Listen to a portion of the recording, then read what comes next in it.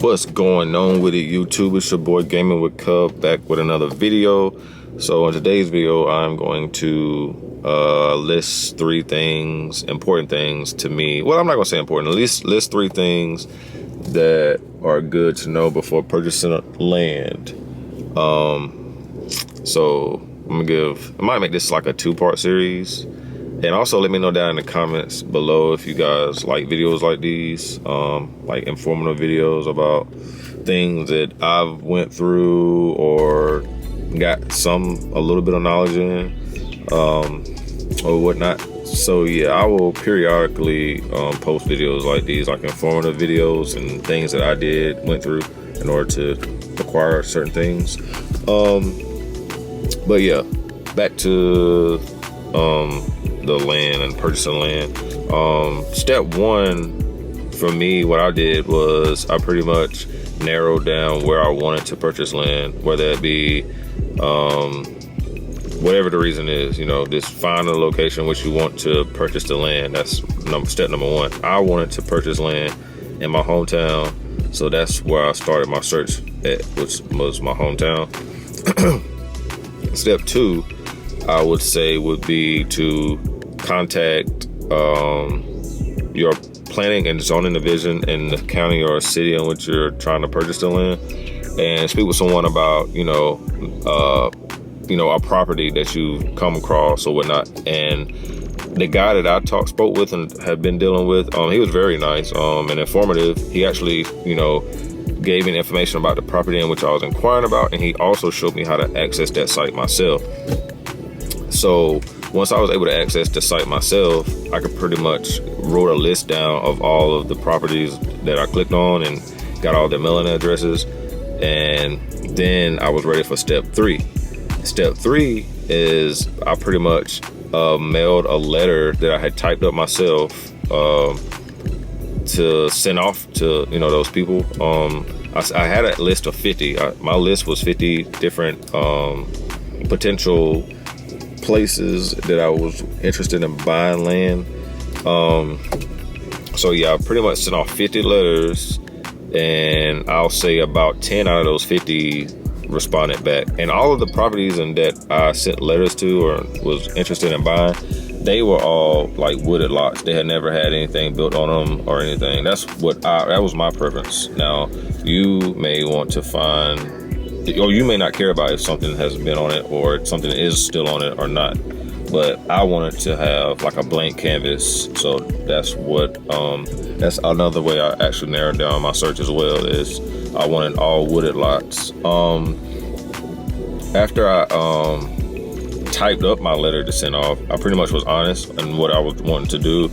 I wanted to build a forever home. I wanted to be close to family, and that was pretty much, it was a page long. So I mean, it was pretty much a heartfelt letter, to be honest, to say the least, I would say. And it resonated with a couple of people that reached back out to me as well, and especially the guy that I ended up purchasing the land from.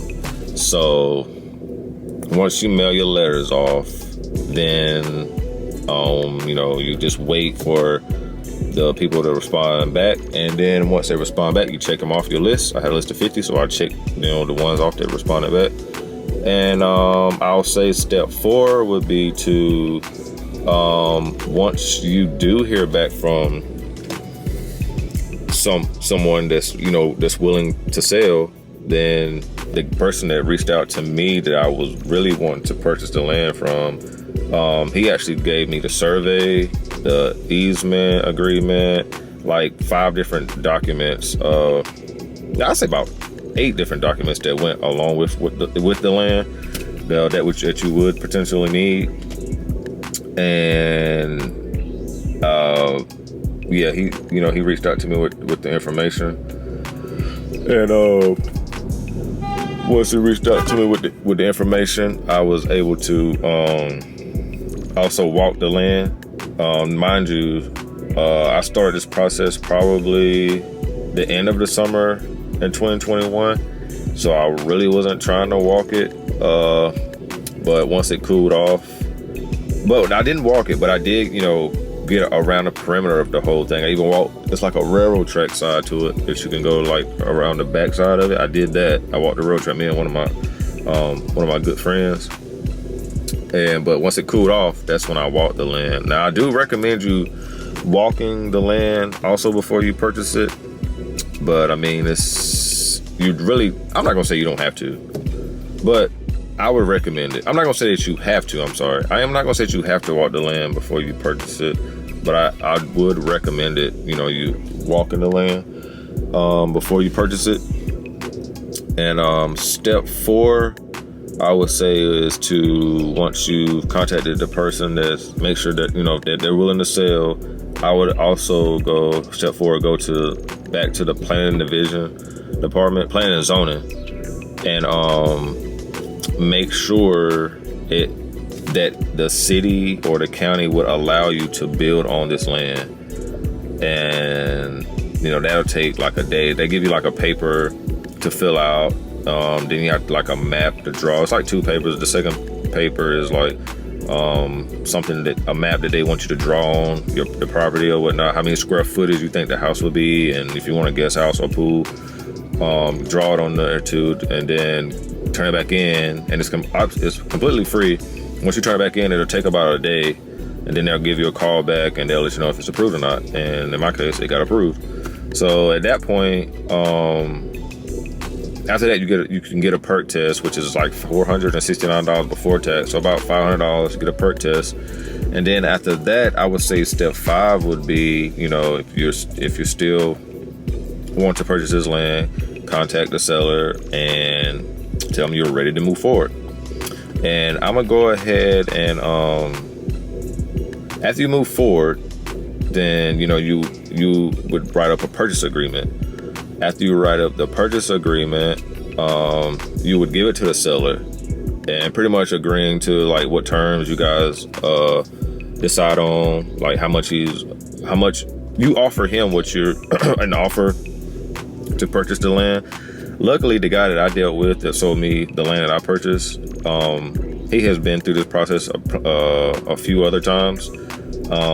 So he already had like a purchase agreement document, and pretty much, we already discussed the price and what we both agreed on. And it was just fill out, it's easy. It's just pretty much like self-explanatory once you look at the form or whatnot. Then after you write up the purchase agreement, step 5, you get it notarized. Did I get it notarized? Yeah. Well, I got my cousin, who is a lawyer, attorney.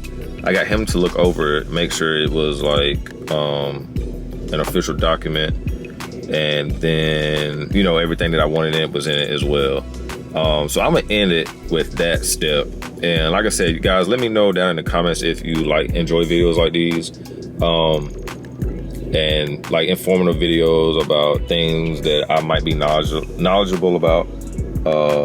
It doesn't have to necessarily be about purchasing land. It could be about anything. But yeah, let me know down in the comments, guys, if you guys enjoy videos like this. And I will see you guys in part 2. Peace.